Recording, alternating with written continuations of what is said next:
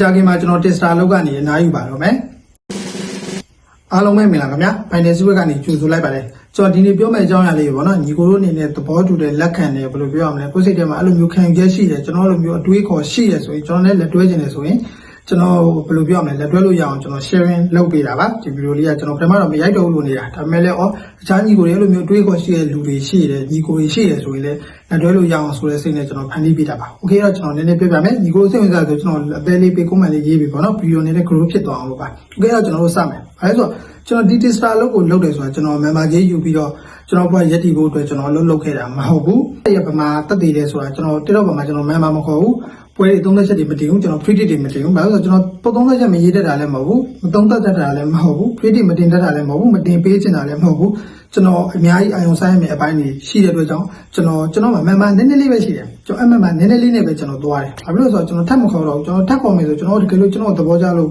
လုပ်မယ်ဆိုရင်ဗျာတကယ်ကျွန်တော်လည်းလာ join မယ်ကျွန်တော်ကိုလာပြီးတော့ကျွန်တော်လည်းတူလက်တွဲမယ်ဆိုကျွန်တော်အများကြီးကြာမှာဥပမာဗျာဒါပေမဲ့ကျွန်တော်မခေါ်တော့ကျွန်တော်ဗီဒီယိုကြည့်လိုက်ပါကျွန်တော်တက်တော့မှဗီဒီယိုရိုက်တာအရင်နေပါတယ်အဓိကကျွန်တော်ကဒီ tester လုပ်တယ်ဆိုတော့ကျွန်တော်ဘောလုံးကစားတာကိုအရင်နှစ်သက်တယ်ပေါ့နော်ကျွန်တော်ဘောလုံးကျွန်တော်ကိုယ်တိုင်ဘောလုံးလောင်းရတာအရင်ဘယ်လိုပြောကျွန်တော်ကိုယ်တိုင်ဘောလုံးပွဲအရင်ဆော့ပါတယ်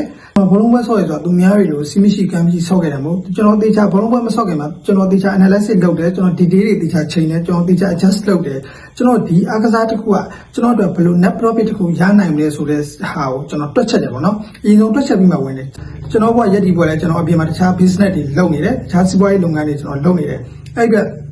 ကျွန်တော်ဒီကနေပြီးဘာလာရှာလဲဆိုတော့ကျွန်တော်ခုလက်ရှိ run နေတာတဲ့ကျွန်တော်ပို့ပြီး run ချင်တယ်ကျွန်တော်ရဲ့ business တွေပေါ့နော်ကျွန်တော်ပို့ပြီး run ချင်တယ်ကျွန်တော်ဘဝကျွန်တော်ပြောင်းလဲဖို့အတွက်အများကြီးပို့ကြိုးစားချင်တဲ့အတွက်ကြောင့်ကျွန်တော်ဘောလုံးကစားတယ်ကျွန်တော်ဘောလုံးကကျွန်တော်ကလက်ကြီးကစားပါဗျာအဲ့တော့လက်သေးသမားလက်ကြီးသမားကိုခဏထားလိုက်အောင်ကျွန်တော်ပြောချင်တာကျွန်တော်ကစားတယ်ကျွန်တော်ကစားတဲ့အချိန်မှာကျွန်တော်ဘာလိုချင်တာလဲဆိုတော့ကျွန်တော်ဒီကနေ net profit အသက်တွေအမြတ်တစ်ခုလိုချင်တာဒီဘောလုံးကစားကျွန်တော်ဘယ်လောက်ထိပေးနိုင်လဲနိုင်ကြီးဘယ်လောက်ရှိလဲ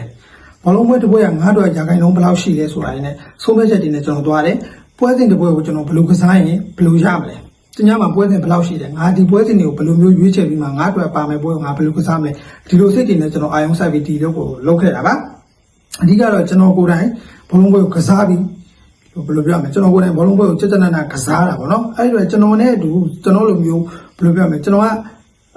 တေချာဘောလုံးပွဲကိုကစားတယ်ကျွန်တော်လိုချင်တဲ့အမြတ်တစ်ခုရရင်ကျွန်တော်ဒီဘောလုံးကိုအပြီးပိုင်းဆွန့်လို့မယ်ကျွန်တော်လုံးဝရှင်းထားလိုက်မယ်ကျွန်တော်တစ်သလုံးကြီးမသွားဘူးဘာဖြစ်လို့လဲဆိုတော့ကျွန်တော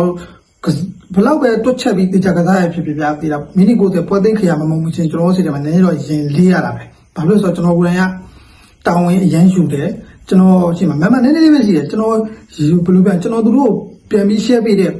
ပွဲဖို့ကလည်းနည်းနည်းလေးပဲဒါပေမဲ့သူတို့တွေဘယ်လောက်ပဲကစားသူတို့လက်သေးပဲဖြစ်လက်ကြီးပဲဖြစ်ကျွန်တော်တောင်းဝင်ပြည့်ရှိတယ်အဲ့လိုပဲကျွန်တော်ကိုယ်တိုင်လည်းအများကြီးကစားရတယ်လို့အဲ့တော့ကျွန်တော်ကိုယ်တိုင်လည်းမိနစ်90မပြည့်မချင်းမှာကျွန်တော်မှာဘယ်လိုပြန်အရန်ဖီအားများတယ်တက်ဖီအားကိုကျွန်တော်မခံနိုင်ဘူးလဲဆိုတော့ကျွန်တော်ခံနိုင်တယ်ဒါပေမဲ့ကျွန်တော်တစ်သလုံးရင်မွေးရအလုပ်ကိုမလုပ်ဘူးကျွန်တော်အပြင်မှာလည်းတခြားကိုယ်ပိုင်ဘယ်လိုပြန် business တွေရှိတယ်အဲ့ဟာတွေထပ်ပြီး run ဖို့အတွက်ပေါ့နော်ကျွန်တော်ဒီမှာလာပြီးတော့ profit တခုလာရှာတာဖြစ်တယ်အဲ့တော့ကျွန်တော်ဘောလုံးပွဲတွေကစားတယ်ကျွန်တော်ကစားပြီးလို့ကျွန်တော်လိုချင်တဲ့အမြင့်ရရင်ကျွန်တော်ဒီဘောလုံးပွဲကိုကျွန်တော်အနိုင်နဲ့ပိုင်းပြီးဆွန့်လို့မှာအဲ့အတွက်ကျွန်တော်နဲ့အတူတူလက်တွဲခြင်းနဲ့ကျွန်တော်လိုမျိုးစိတ်ကူးရှိတဲ့ညီကိုရကျွန်တော်ရဲ့ဖုန်းနံပါတ်ပေါ့နော် Viber နဲ့ Telegram ဖုန်းနံပါတ်39968883ပေါ့နော်6888399585ကိုဆက်သွယ်ပေးပါကျွန်တော်ရဝယ်ကြီးရမှာများပေါ့ကျွန်တော်တစ်ပွဲ2000နဲ့ပဲရောင်းတာပါနော်တညမှာတစ်ပွဲ2ပွဲပဲထွက်ပါတယ်အများဆုံး2ပွဲပဲထွက်တာပါ3ပွဲထွက်တဲ့ညဆိုမရှိခဲ့ပါဘူးဘယ်တော့မှတညမှာ2ပွဲပဲထွက်ပါတယ်တစ်ပွဲက2000နဲ့ပါခင်ဗျာအပွဲတွေကကျွန်တော်ကိုယ်တိုင်ကစားတဲ့ပွဲတွေကျွန်တော်ဘာလို့ကျန် member ကြီးအများကြီးလည်းမလို့ချင်ဘူးကျွန်တော်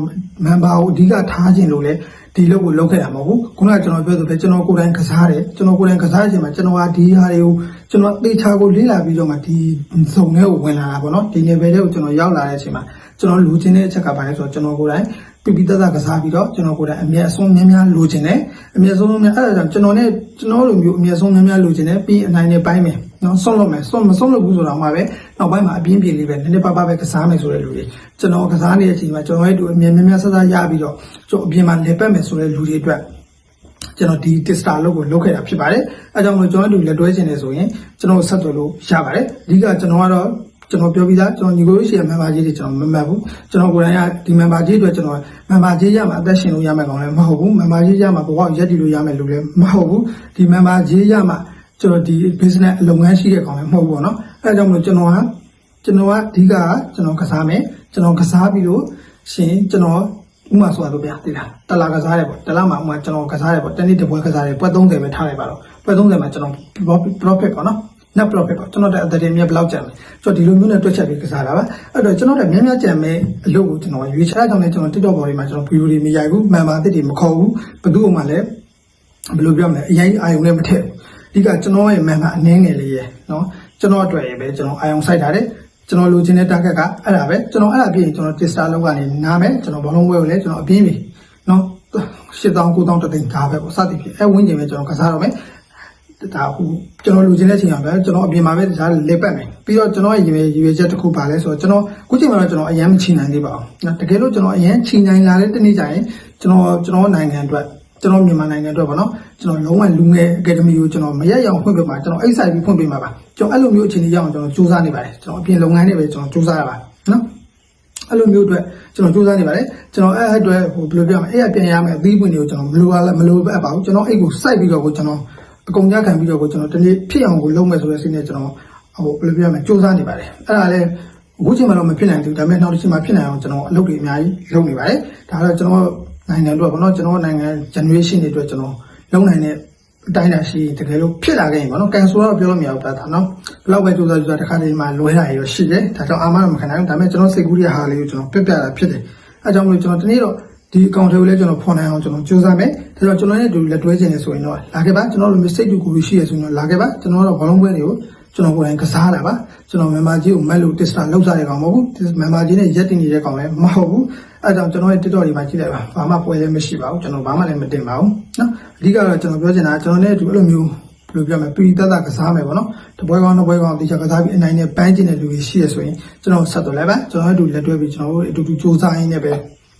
ဒါကျွန်တော်တနေ့ကြရင်တော့ပေါ့နော်အနိုင်နဲ့ပန်းပြီးတော့